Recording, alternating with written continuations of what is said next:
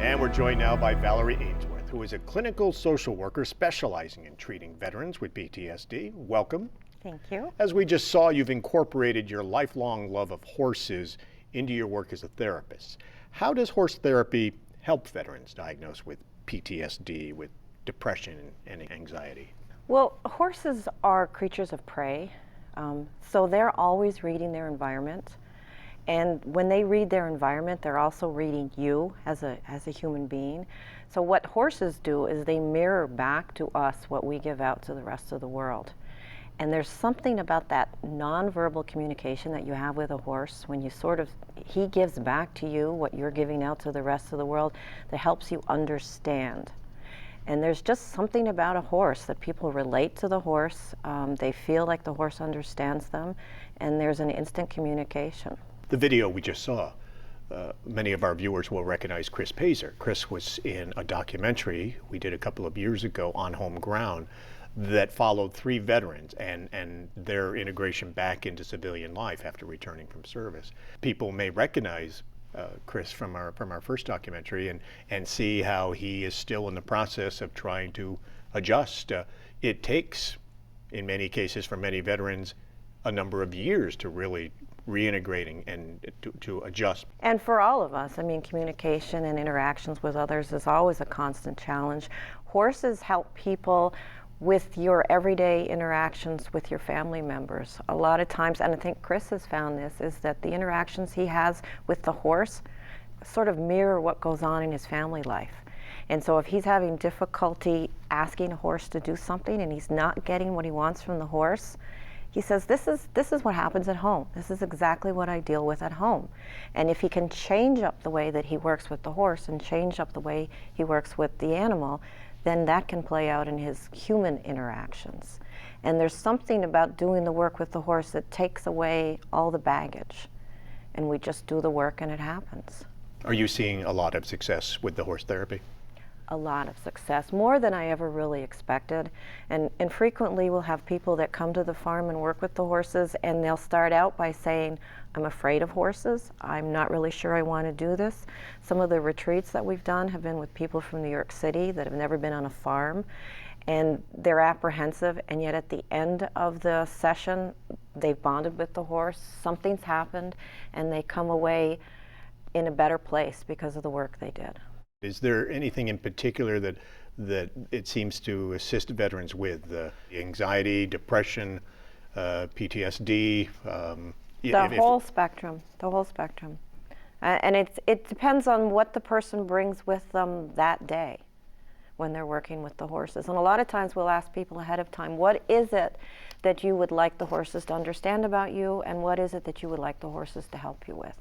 And sometimes we don't even ask the person to identify what it is. They don't have to tell us. I mean, that's sort of the beauty. A lot of times people are reluctant to go to therapy because they don't want to relive everything. Mm-hmm. They don't want to talk about everything. They don't want all the graphic details. And you don't need to do that with the horse. And yet they still are able to make very big progress in their therapy just through the work with the horses. And a lot of it's nonverbal. Is it mostly veterans of Iraq and Afghanistan that you're helping? It depends. Some of the retreats from downstate, all different conflicts. And when we worked with the VA a few summers ago, we worked with quite a few Vietnam veterans. Is this something you do year-round? We usually do the retreats and the workshops once or twice a month. Right now we are doing some work with local veterans and their families. We started working with spouses, and the work with the spouses then worked towards doing the work with the spouse and the veteran. And then we heard from the veterans that they would like the kids to come because children of veterans have their own range of experiences that they've dealt with.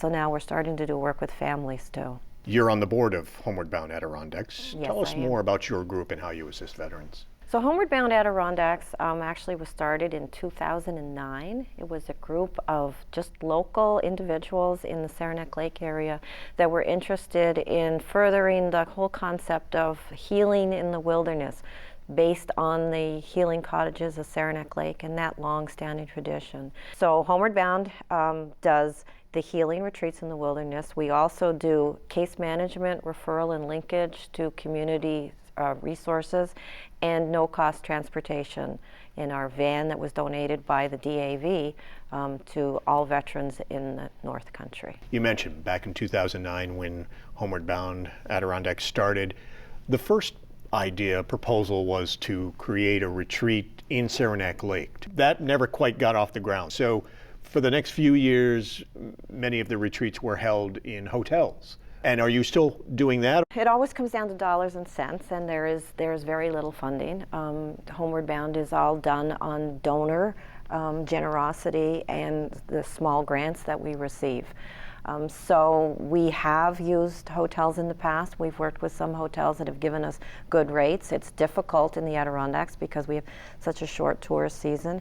We use Camp Dudley in Westport, who has been wonderful. They let us use the facility at no cost because we're a nonprofit. And we have to then, of course, fall outside of their camp season. So we do spring and summer retreats at Camp Dudley. Are you now looking at the possibility of once again trying to open a retreat center? Yes, that would be the ideal, to have a retreat center that was just Homeward Bound's. You're hoping that you may be able to work out a deal where you can purchase Camp Bedford. Yes, that is our dream. Camp Bedford sort of epitomizes everything that we would like to do in the wilderness. And we would like to hold retreats there. We would like to make it a conference center so that service providers for veterans could come and hold conferences and workshops there.